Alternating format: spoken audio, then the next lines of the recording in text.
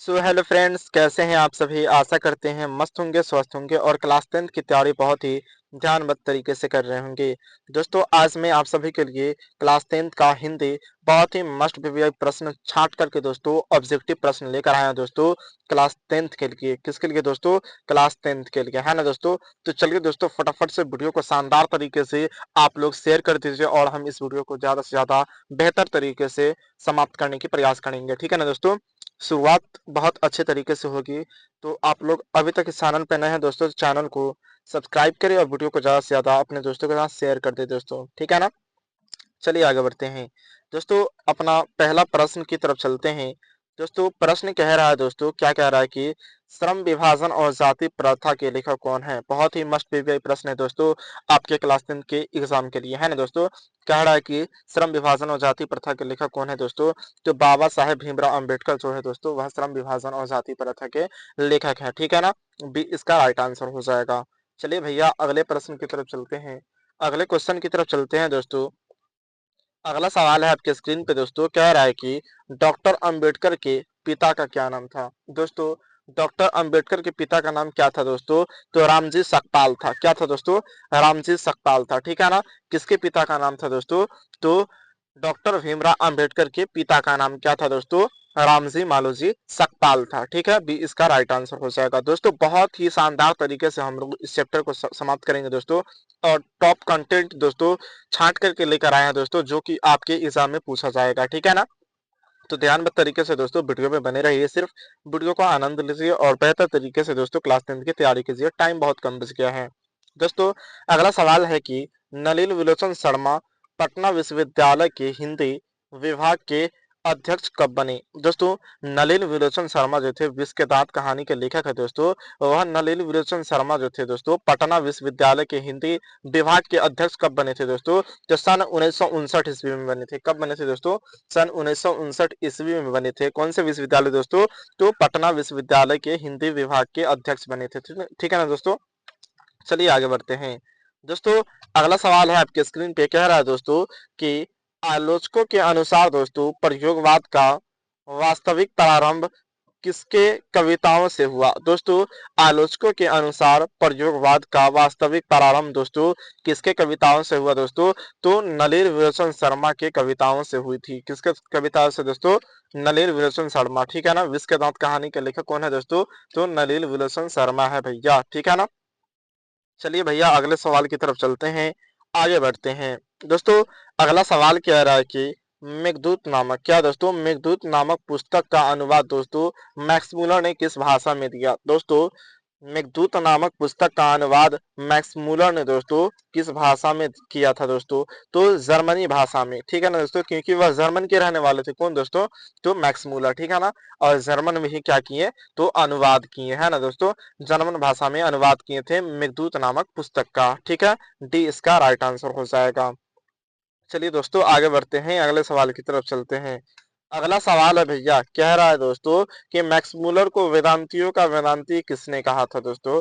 Max Muller को वेदांतियों का वेदांती किसने कहा था दोस्तों। तो स्वामी विवेकानंद ने कहा था। क्यों कहा था दोस्तों? क्योंकि उनसे प्रसन्न होकर क्या कहे थे कि मैक्स मूलर जो थे ना दोस्तों, वेदांतियों का वेदांती स्वामी विवेकानंद को कह दिए थे, ठीक है ना दोस्तों। मैक्स मूलर जो थे वह जर्मनी के रहने वाले थे, लेकिन दोस्तों क्या किए ना कि भारत में आकर के दोस्तों बहुत सारी भारत के बारे में प्रशंसा भी की है और इनके भारत में रहने वाले लोगों के बारे में बताया कि भारत के रहने वाले लोग बहुत सभी सब अच्छे हैं और अच्छे सुलभ और कुशल भी है सब आदमी, ठीक है ना दोस्तों। स्वामी विवेकानंद के बारे में बताया कि वह वेदांतियों का भी वेदांती है, ठीक है ना दोस्तों। आगे बढ़ते हैं दोस्तों। अगला सवाल आपके स्क्रीन पे दिख रहा होगा दोस्तों, कह रहा है कि नाखून का इतिहास दोस्तों किस पुस्तक में मिलता है। दोस्तों, नाखून का इतिहास किस पुस्तक में मिलता है दोस्तों। कामसूत्र में मिलता है। कौन सा किस में मिलता है दोस्तों? तो कामसूत्र में मिलता है ना दोस्तों।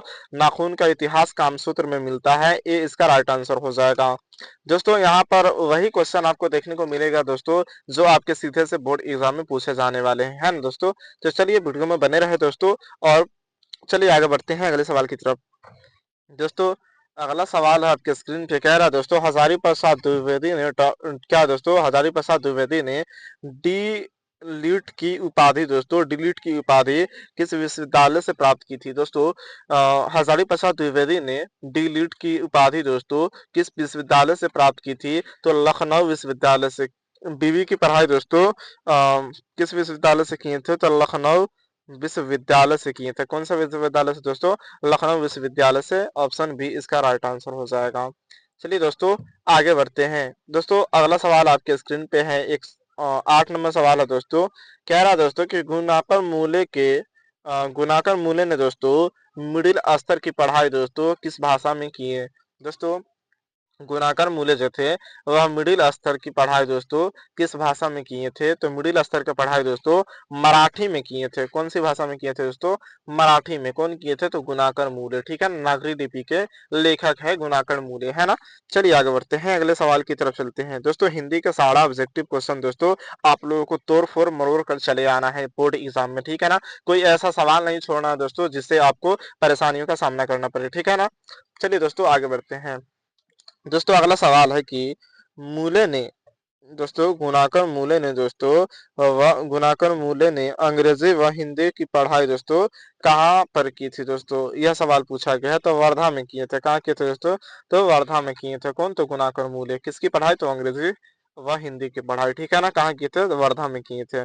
ऑप्शन सी इसका राइट आंसर होगा। चलिए दोस्तों आगे बढ़ते हैं, अगले सवाल की तरफ चलते हैं। दोस्तों अगला सवाल आपके स्क्रीन पे कह रहा है दोस्तों कि अमरकांत जी ने दोस्तों क्या है स्वाधीनता संग्राम में कब भाग लिया था? दोस्तों अमरकांत जो है दोस्तों वह स्वाधीनता संग्राम में कब भाग लिए थे? दोस्तों तो 1942 ईस्वी में लिए थे। कब लिए थे दोस्तों?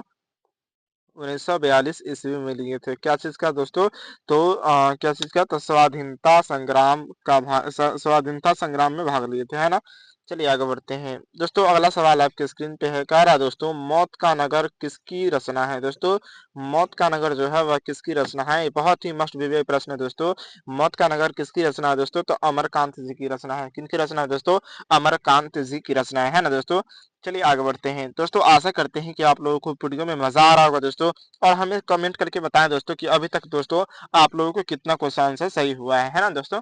इसे पता होगा दोस्तों कि आपको कितना और ज्यादा पढ़ने की आवश्यकता है, ठीक है। चलिए आगे बढ़ते हैं भैया।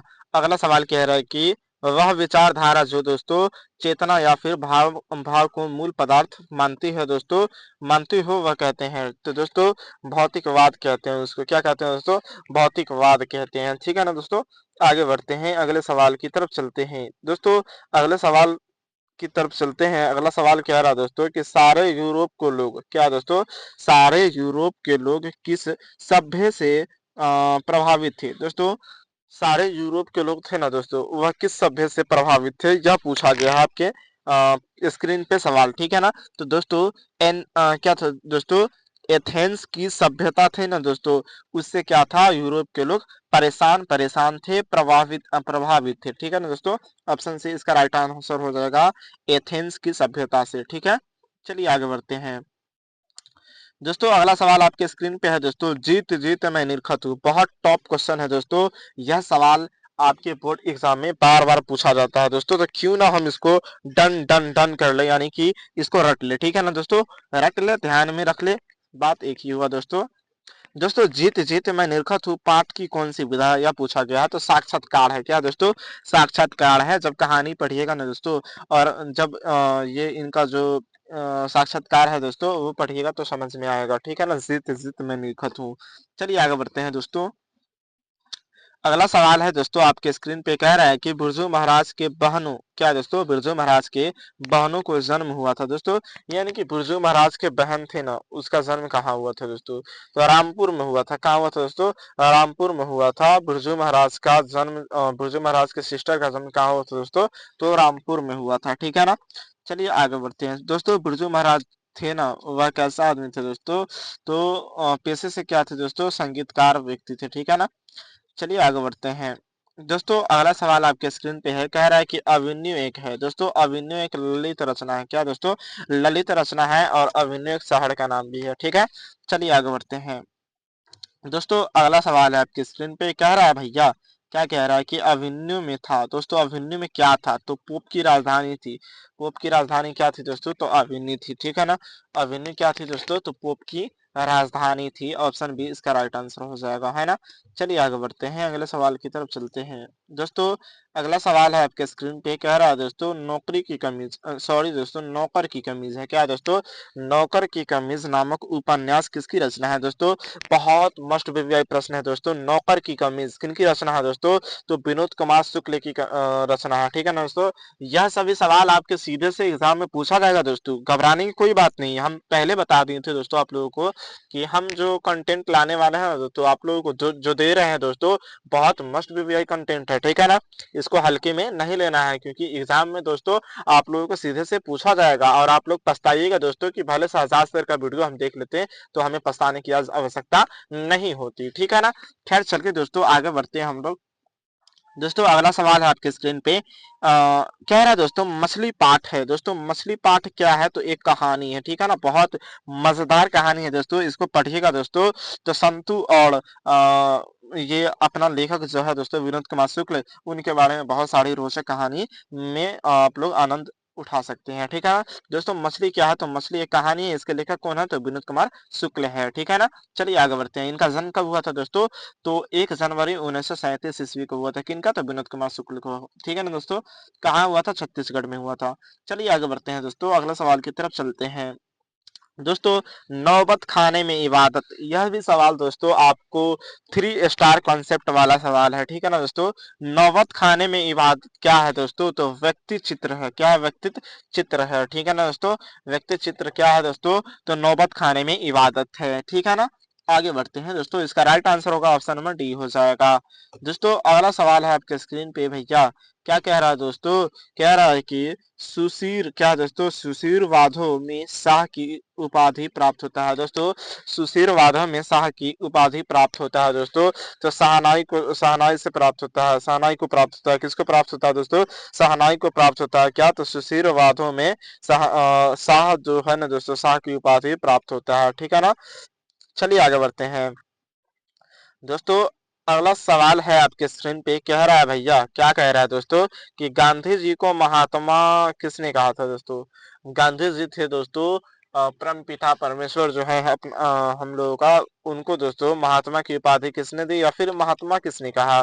तो रविंद्रनाथ टैगोर ने कहा था। कौन कहा था दोस्तों? रविंद्रनाथ टैगोर ने। ऐसे सवाल भी पूछ सकता है दोस्तों कि महात्मा गांधी को महात्मा की उपाधि किसने दी? तो रविंद्रनाथ टैगोर ने दिया था। ठीक है ना। चलिए आगे बढ़ते हैं दोस्तों, अगले सवाल की तरफ चलते हैं दोस्तों। अगला सवाल आपके स्क्रीन पे है, कह रहा है दोस्तों आर्य कहाँ रहते हैं दोस्तों? आर्य जो है वह कहाँ रहते हैं? आर्य समाज कहाँ रहते हैं दोस्तों? भारत में रहते हैं। कहाँ रहते हैं दोस्तों? आर्य भारत में रहते हैं। ठीक है। चलिए आगे बढ़ते हैं दोस्तों। धीरे धीरे हम सारे चीज को कवर करने वाले हैं, क्योंकि दोस्तों अपने पास समय नहीं है ना दोस्तों। और समय नहीं है, इसके वजह से दोस्तों आप लोग नर्वस मत होइएगा, क्योंकि दोस्तों नर्वस होइएगा तो पढ़ेगा कौन? ठीक है ना। पढ़ना तो आप ही लोगों को है। तो धीरे धीरे दोस्तों सिलेबस को खत्म करना है, कोई टेंशन लेने की आवश्यकता नहीं है ना। दोस्तों कहा रहा है कि तलवंडी नामक स्थान वर्तमान में कहाँ है दोस्तों? तलवंडी नामक स्थान दोस्तों वर्तमान में कहाँ है? तो पाकिस्तान में है। कहाँ भैया दोस्तों? पाकिस्तान में है। ऑप्शन ए इसका राइट आंसर हो जाएगा। ठीक है ना। तलवंडी नामक दोस्तों स्थान वर्तमान में कहाँ है दोस्तों? तो पाकिस्तान में है ना। ऑप्शन ए हो जाएगा इसका राइट आंसर हो जाएगा। ठीक है। चलिए आगे बढ़ते हैं दोस्तों, अगले सवाल की तरफ चलते हैं दोस्तों। अगला सवाल क्या रहा दोस्तों कि क्या कह रहा है दोस्तों? वर्णाश्रम, क्या दोस्तों? वर्णाश्रम और कर्म कांड का विरोध किसने किया दोस्तों? वर्णाश्रम और कर्म कांड का विरोध किसने किया था दोस्तों? तो गुरु नानक ने किया था। कौन किया था दोस्तों? गुरु नानक ने किया था। इसका ए राइट आंसर हो जाएगा। क्या होगा दोस्तों? ए इसका राइट आंसर हो जाएगा। ठीक है ना। चलिए आगे बढ़ते हैं दोस्तों। अगला सवाल है आपके स्क्रीन पे, कह रहा है दोस्तों कि रस खान का मूल नाम क्या था दोस्तों? रस खान का मूल नाम क्या था दोस्तों? तो सैयद इब्राहिम था। क्या था दोस्तों? सैयद इब्राहिम रस खान का मूल नाम था, है ना दोस्तों। ऑप्शन ए इसका राइट आंसर हो जाएगा। दोस्तों वीडियो में मजा आ रहा होगा दोस्तों, तो चैनल को सब्सक्राइब करके वीडियो को ज्यादा से ज्यादा अपने दोस्तों के साथ शेयर कीजिए दोस्तों। और वीडियो को शेयर करके दोस्तों वीडियो में बने रहे, क्योंकि दोस्तों बहुत ही मस्ट बीवीआई प्रश्न आज हम लेकर आए हैं दोस्तों आपके स्क्रीन पे। अगर दोस्तों चैप्टर वाइज चैप्टर खोजना चाहते हैं तो हमारे प्लेलिस्ट में जाकर के यूट्यूब के प्लेलिस्ट में वहां पे सारा वीडियो डाला हुआ है चैप्टर वाइज चैप्टर वहां से कवर कर सकते हैं, है ना। दोस्तों अगला सवाल है कि दान क्या है दोस्तों, दान लीला किसकी रचना है दोस्तों। दान लीला रचना है दोस्तों रस खान की। किनकी रचना है दोस्तों, दान लीला है दोस्तों रस खान की है रचना, ठीक है ना, रस खान की। चलिए आगे बढ़ते हैं। दोस्तों अगला सवाल है आपके स्क्रीन पे, कह रहा है दोस्तों घनानंद क्या है दोस्तों, घनानंद किस काल के कवि हैं भैया। घनानंद जो थे वह किस काल की कवि है। घनानंद को दोस्तों घन आनंद भी कहते हैं, ठीक है ना दोस्तों। तो घनानंद किनकी रचना है दोस्तों, किस कवि की रचना है। तो दोस्तों ऐसे पूछा जाएगा कि घनानंद किस काल के कवि हैं, तो रीति काल के कवि हैं। कौन से काल के कवि है दोस्तों, रीति काल के कवि हैं। कौन है दोस्तों, तो घनानंद है ना दोस्तों। चलिए आगे बढ़ते हैं। दोस्तों अगला सवाल आपके स्क्रीन पे है दोस्तों, क्या कहा जा रहा है दोस्तों सवाल की सूजा नगर क्या है दोस्तों, सूजा नगर किसकी कृति है दोस्तों। सूजा नगर है दोस्तों वह किसकी कृति है भैया, किसकी कृति है, तो घनानंद की कृति है। किनकी रचना कृति है दोस्तों, घनानंद की कृति है। कौन कृति है, तो सुजान सागर, ठीक है ना दोस्तों। चलिए आगे बढ़ते हैं भैया, अगले सवाल की तरफ चलते हैं। अगले सवाल की तरफ चलते हैं भैया। अगला सवाल क्या कह रहा है कि प्रेमघन किस युग के साहित्यकार थे दोस्तों। प्रेमघन जो थे वह किस काल के किस युग के दोस्तों साहित्यकार थे, तो भारतेंदु युग के। कौन से युग के दोस्तों, भारतेंदु युग के प्रेमघन क्या थे, साहित्यकार थे, ठीक है ना दोस्तों। चलिए आगे बढ़ते हैं। दोस्तों अगला सवाल है आपके स्क्रीन पे, कह रहा है दोस्तों, कह रहा है क्या दोस्तों, जीर्ण जनपद किसकी कृति है दोस्तों। जीर्ण जनपद जो है दोस्तों वह किसकी कृति है या फिर किनकी कृति है ना दोस्तों। तो प्रेम घन की कृति है। किनकी कृति है, ऑप्शन ए सही हो जाएगा, प्रेम घन की कृति है, ठीक है ना। चलिए आगे बढ़ते हैं दोस्तों, अगले सवाल की तरफ चलते हैं। दोस्तों अगला सवाल है आपके स्क्रीन पे, कह रहा है दोस्तों सुमित्रा नंदन पत किस युग के कवि है दोस्तों। बहुत मस्ट भी प्रश्न है दोस्तों, सुमित्रा नंदन पत किस युग के कवि है दोस्तों, तो छायावाद युग के कवि है। कौन से युग के कवि है दोस्तों, छायावाद युग के कवि है। कौन दोस्तों, तो सुमित्रा नंदन पत, ठीक है ना। ऑप्शन सी इसका राइट आंसर हो जाएगा। चलिए भैया आगे बढ़ते हैं, अगले सवाल की तरफ चलते हैं। दोस्तों अगला सवाल है आपके स्क्रीन पर, पंत को दोस्तों किस रचना पर ज्ञानपीठ पुरस्कार प्राप्त हुआ था दोस्तों। पंत को किस रचना पर दोस्तों ज्ञानपीठ पुरस्कार प्राप्त हुआ था, तो क्या दोस्तों चिदम्बरा ज्ञानपीठ पर ना दोस्तों, चिदम्बरा दोस्तों पुरस्कार प्राप्त हुआ था। पंत को दोस्तों चिदम्बरा रचना पर ना दोस्तों ज्ञानपीठ पुरस्कार प्राप्त हुआ था, ठीक है ना दोस्तों। चिदम्बरा रचना पर ज्ञानपीठ पुरस्कार प्राप्त हुआ था पंत को, ठीक है ना। ऑप्शन ए इसका राइट आंसर हो जाएगा। चलिए भैया आगे बढ़ते हैं, अगले सवाल की तरफ चलते हैं। दोस्तों आपके स्क्रीन पे अगला सवाल है, कह रहा है दोस्तों कि जनतंत्र का जन्म कविता के कवि हैं दोस्तों। जनतंत्र का जन्म कविता के कवि कौन है दोस्तों, तो रामधारी सिंह दिनकर है। कौन है दोस्तों, रामधारी सिंह दिनकर है। ऑप्शन डी इसका राइट आंसर हो जाएगा, है ना दोस्तों। चलिए आगे बढ़ते हैं। दोस्तों अगला सवाल है आपके स्क्रीन पे, कह रहा है दोस्तों कि रामधारी सिंह दिनकर किस कवि के निवासी थे दोस्तों, किस गांव के निवासी थे, ठीक है ना। रामधारी सिंह दिनकर थे दोस्तों वह किस गांव के निवासी थे, तो सिमरिया बेगूसराय, ठीक है ना दोस्तों। सिमरिया बेगूसराय बिहार के निवासी थे, ठीक है। चलिए आगे बढ़ते हैं, बहुत ही मस्ट बीबीआई प्रश्न है दोस्तों। हम कह दिए हैं कि आपके बोर्ड एग्जाम में यह सभी सवाल आएंगे तो आएंगे दोस्तों, यहाँ से बहुत सारे सवाल आपके एग्जाम में आने का चांसेस है, ठीक है ना। तो वीडियो में बने रहे दोस्तों। कह रहा है दोस्तों कि अज्ञे का जन्म किस प्रदेश में हुआ था दोस्तों। अज्ञे का जन्म किस प्रदेश में हुआ था, तो उत्तर प्रदेश में हुआ था। कब कहाँ हुआ था दोस्तों, तो उत्तर प्रदेश में हुआ था, ठीक है ना। चलिए आगे बढ़ते हैं दोस्तों, अगले सवाल की तरफ चलते हैं। दोस्तों अगला सवाल कह रहा है दोस्तों, क्या कह रहा है कि कौन सी कृति अज्ञे की नहीं है दोस्तों। तो इनमें से दोस्तों बाबरा अहेरी अज्ञे जी का है, और आंगन के पार द्वार अज्ञे जी का है, एक बिंदु साहस उछली उछली यह भी दोस्तों, यानी यह तीनों जो है ना दोस्तों वह अज्ञे जी का है। और नीचे वाला डी ऑप्शन अज्ञे जी का नहीं है, जो मिलन यामिनी जो है वह अज्ञे जी का नहीं है, ठीक है ना। ऑप्शन डी इसका राइट आंसर हो जाएगा। चलिए आगे बढ़ते हैं दोस्तों, अगला सवाल आपके स्क्रीन पे है दोस्तों, कह रहा है कि एक वृक्ष की हत्या कविता में दोस्तों कवि मनुष्य को क्या दोस्तों, एक वृक्ष की हत्या कविता में कवि मनुष्य को क्या हो जाने से बचाना चाहता था दोस्तों। एक वृक्ष की हत्या कविता में दोस्तों मनुष्य को क्या हो जाने से बचाना चाहते थे दोस्तों। तो जंगल हो जाने से क्या करना चाहते थे, बचाना चाह रहे थे। कौन बचाना चाह रहे थे दोस्तों, तो कविता में कवि मनुष्य को जंगल हो जाने से बचाना चाह रहे थे, ठीक है ना, कवि बचाना चाह रहे थे। चलिए आगे चलते हैं दोस्तों। अगला सवाल है आपके स्क्रीन पे दोस्तों कि चक्रव्यूह की रचना है दोस्तों। चक्रव्यूह की रचना कौन है दोस्तों, तो कुंवर नारायण की रचना है दोस्तों। चक्रव्यूह व्यूह के रचनाकार कौन है दोस्तों, तो कुंवर नारायण है, ठीक है ना दोस्तों। चलिए आगे बढ़ते हैं दोस्तों। अगला सवाल आपके स्क्रीन पे कह रहा है दोस्तों सवाल कि हमारी नींद, क्या दोस्तों, हमारी नींद शीर्षक कविता किस काव्य के संग्रह से लिया गया है दोस्तों। तो हमारी नींद जो है वह किस कविता काव्य संग्रह से लिया गया दोस्तों, तो दुष्चक्र में क्या दोस्तों, दुष्चक्र में श्रेष्ठा से लिया गया है, ठीक है ना दोस्तों। दुष्चक्र में श्रेष्ठा से लिया गया है। ऑप्शन ए इसका राइट आंसर हो जाएगा। चलिए भैया आगे बढ़ते हैं, अगले सवाल की तरफ चलते हैं दोस्तों। अगला सवाल आपके स्क्रीन पे है, कह रहा है दोस्तों कि वीरेन, क्या दोस्तों, वीरेन डंगवाल किस दैनिक पात्र, क्या दोस्तों, वीरेन डंगवाल किस दैनिक पत्र के संपादकीय सलाहकार हैं दोस्तों। बहुत ही मस्ट भी प्रश्न है दोस्तों। कह रहा है कि वीरेन डंगवाल किस दैनिक पात्र के संपादकीय सलाहकार है दोस्तों, तो अमर उजाला पात्र के, ठीक है ना दोस्तों। कौन पात्र के दोस्तों, तो अमर उजाला पात्र के, ठीक है। चलिए आगे बढ़ते हैं दोस्तों। यहाँ से बहुत कम सवाल आपके स्क्रीन पे अब देखने को मिलेंगे दोस्तों, क्योंकि हिंदी का कुछ सवाल दोस्तों हम 50 ही लेकर आए हैं आज, ठीक है ना। फिर मिलेंगे दोस्तों नेक्स्ट वीडियो में, टेंशन लेने की कोई आवश्यकता नहीं है, ठीक है दोस्तों। आगे सवाल कह रहा है कि बीजा अक्षर किसकी कृति है दोस्तों, तो बीजा अक्षर दोस्तों अनामिका की कृति है। किसकी कृति है दोस्तों, तो अनामिका की कृति है। सी इसका राइट आंसर हो जाएगा, ठीक है ना। चलिए आगे बढ़ते हैं दोस्तों। अगला सवाल है आपके स्क्रीन पे, कह रहा है दोस्तों गलत पत्ते की चिट्ठी, क्या दोस्तों, गलत पत्ते की चिट्ठी किस विधा की कृति है दोस्तों। तो गलत पत्ते की चिट्ठी दोस्तों काव्य संकलन क्या दोस्तों, काव्य संकलन विधा की कृति है, ठीक है ना।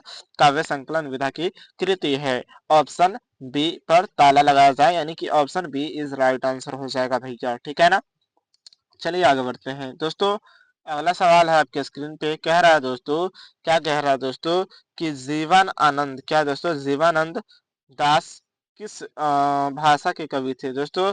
जीवानंद दास जो थे ना दोस्तों, वह किस भाषा के कवि हैं दोस्तों, तो बांग्ला कवि है।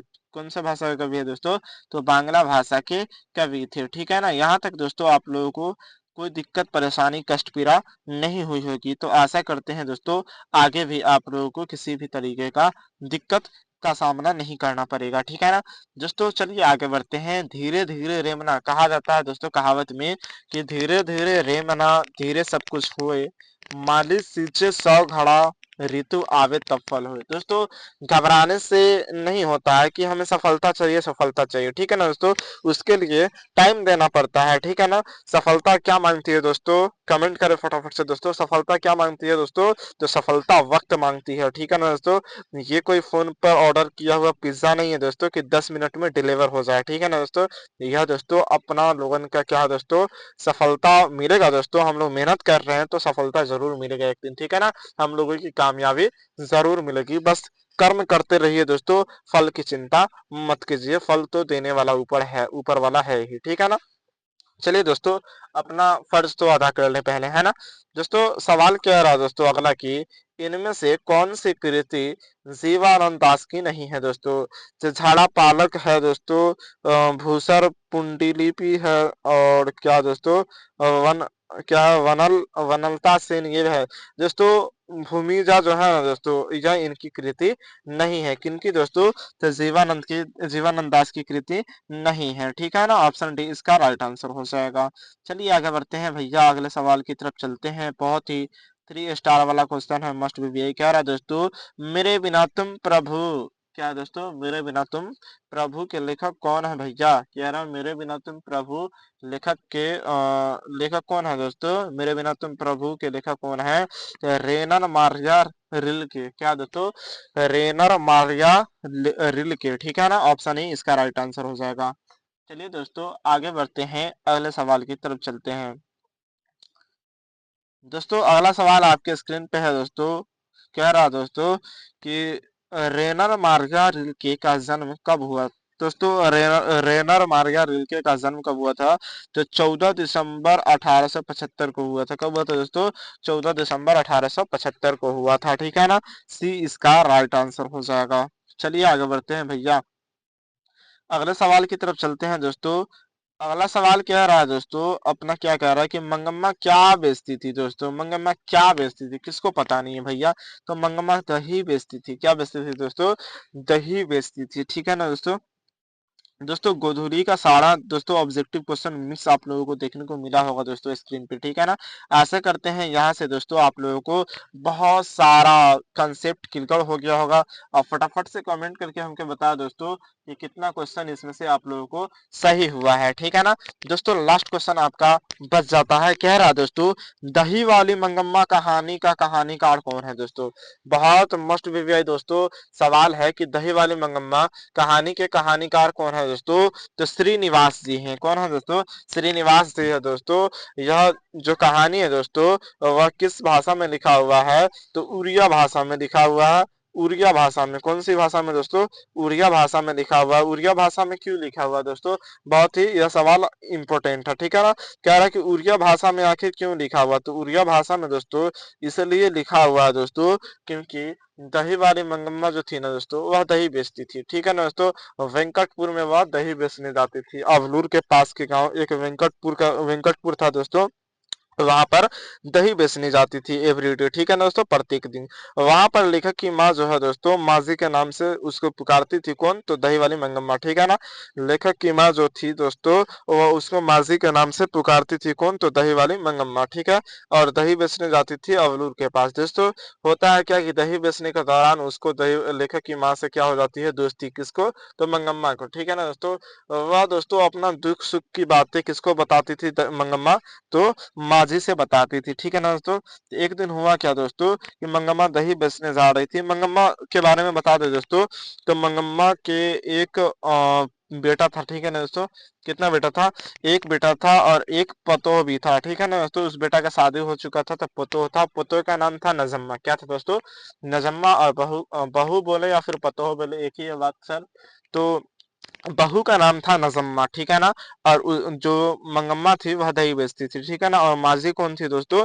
तो माझी लेखक की माँ थी। ठीक है ना। लेखक कौन थे। तो श्रीनिवास जी थे। ठीक है दोस्तों। दही वाली मंगम्मा अपना दही कहाँ बेचने जाती थी। तो अवलूर अवलूर में जाती थी। यानी बेंगलुरु के पास वाले गांव में अवलूर में। ठीक है ना। अवलूर शहर में जाती थी दोस्तों। वहां एवरीडे दही बेचने जाती थी। उसके गांव का एक जुआरी था दोस्तों जिसका नाम था दोस्तों रंगप्पा। क्या नाम था दोस्तों। रंगप्पा था। ठीक है ना। रंगप्पा एक क्या था दोस्तों जुआरी था। और मंगम्मा से क्या चाहता था दोस्तों। तो मंगम्मा से पैसा चाहता था। ठीक है ना दोस्तों। उसको लगता था क्या कि रंगप्पा को लगता था क्या कि इसका तो ये तो विधवा औरत है और इसको तो दोस्तों सोचा कि ये तो विधवा औरत है और इसको देख रेख वाला देख रेख करने वाला कोई है नहीं। तो इससे क्या किया जाए तो पैसा छीन लिया जाए। ठीक है ना दोस्तों। कहानी पढ़िएगा आप लोग तो बहुत मजा आने वाला है ना दोस्तों। इसमें होता है क्या कि लेखक की जो पत्नी होती है ना दोस्तों सॉरी लेखक की माँ जो होती है उससे दोस्ती हो जाता है मंगम्मा को। एवरीडे दही बेचने जाती है। एक दिन होता है दोस्तों क्या कि जो माजी है ना माजी के पोता रहता है और क्या बोलते हैं माजी नहीं रहती है। तो मंगम्मा जाती है हर दिन की तरह। तो एक दिन जाती है तो दरवाजा खटखटाती है। माजी से भेंट नहीं हो पाता है। ठीक है ना। उस दिन क्या होता है दोस्तों उसका बेटा जो था ना मंगम्मा का बेटा से झगड़ा हो गया था।